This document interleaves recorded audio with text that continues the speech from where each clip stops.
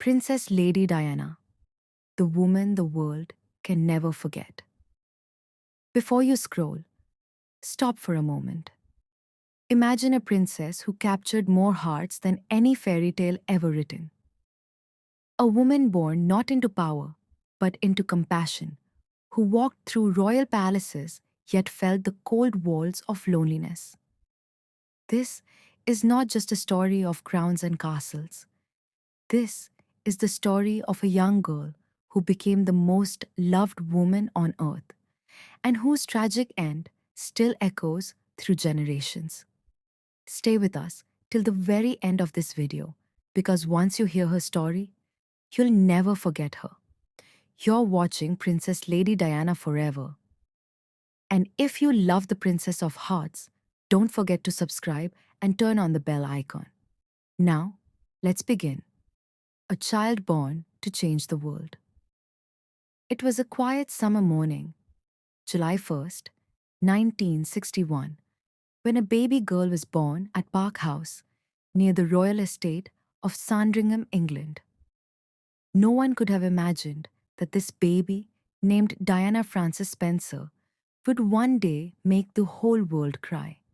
Diana was the fourth child of John Spencer, the eighth Earl Spencer, and Frances Roche. Her family already had deep ties with the British royal family. Her grandmothers had served as ladies-in-waiting to the Queen Mother. Yet, despite the noble background, Diana's childhood wasn't filled with fairy tale happiness. When she was just 6 years old, her parents' marriage began to collapse.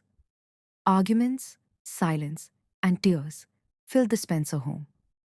Finally, her mother left, and Diana and her siblings were left under their father's custody. Those early scars of broken family love would shape the kind of woman she'd later become. One who understood pain deeply and never wanted anyone else to feel unloved.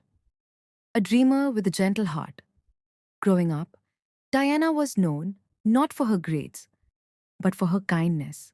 She loved children, animals, and helping others. At Riddlesworth Hall and later at West Heath School, she was quiet, shy, and often insecure. Yet everyone noticed her gentle nature. She loved ballet and dreamed of becoming a professional dancer. Teachers remembered her as a girl who always offered comfort to those crying in corners or struggling with studies. Little did they know, the same girl would one day comfort entire nations. When Diana was a teenager, her father inherited the title of Earl Spencer, and the family moved to the Grand Althorp estate. But Diana remained simple and down to earth. She worked as a nanny, dance instructor, and kindergarten assistant, living a modest life in London with her roommates. She wasn't chasing fame or fortune. Her only dream was to live a meaningful life, a wish that destiny was about to grant, but not in the way she imagined. The fateful meeting. It was during this time that she occasionally met Prince Charles, the heir to the British throne. At first, she was just a sweet, shy teenager, the younger sister of Sarah Spencer, who had briefly dated Charles. But destiny had its own script. In 1977, when Diana was 16, she met Charles again at a royal event. She later described it as a simple, almost ordinary moment, yet it would change her life forever. Charles found her innocence and kindness refreshing, far different from the world of formality he was used to. Soon, the media began to whisper, "Who is this shy young woman who has captured the prince's attention?" Diana's world was about to transform, from a quiet life in a London flat to the global spotlight of royal destiny. If you're enjoying this story so far, make sure to hit the like button and subscribe to Princess Lady Diana Forever, where we bring you the real stories behind the world's most beloved princess. The royal engagement and fairy tale wedding. By the late 1970s, the British media was obsessed with Prince Charles's love life. At 32 years old, he was the most eligible bachelor in the world, and the country was impatient to see him marry. In 1980, Charles and Diana met again at a friend's country weekend. She was just 19 years old, cheerful, innocent, and refreshingly unpretentious.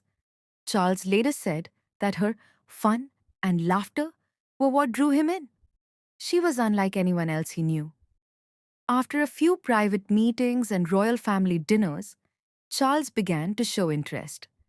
The press soon picked up on it, and Diana's life changed overnight.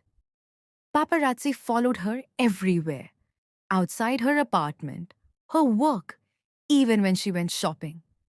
The shy young nursery teacher had suddenly become the most photographed woman in Britain.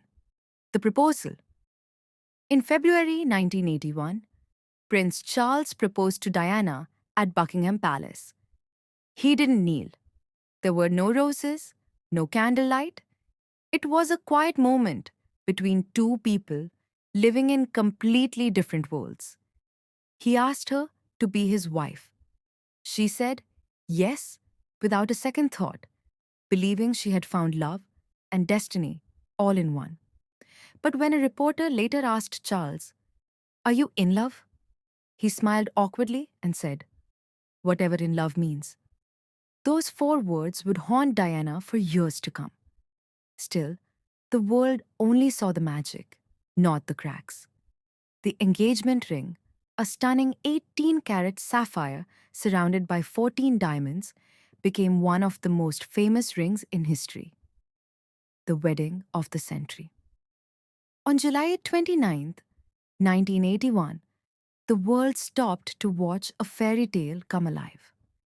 Over 750 million people across the globe tuned in to see Lady Diana Spencer walk down the aisle of St. Paul's Cathedral to marry Prince Charles.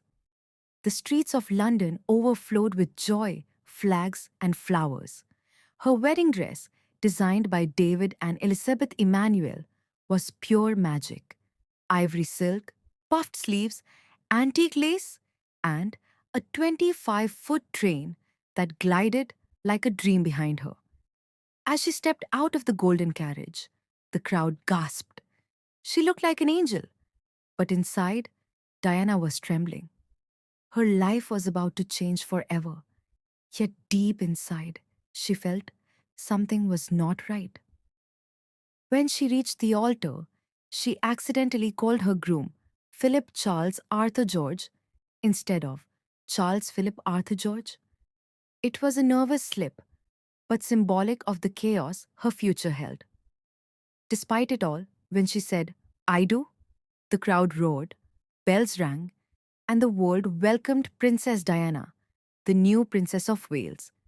Everyone believed the royal family had finally found its fairy tale. The princess and the people from the first day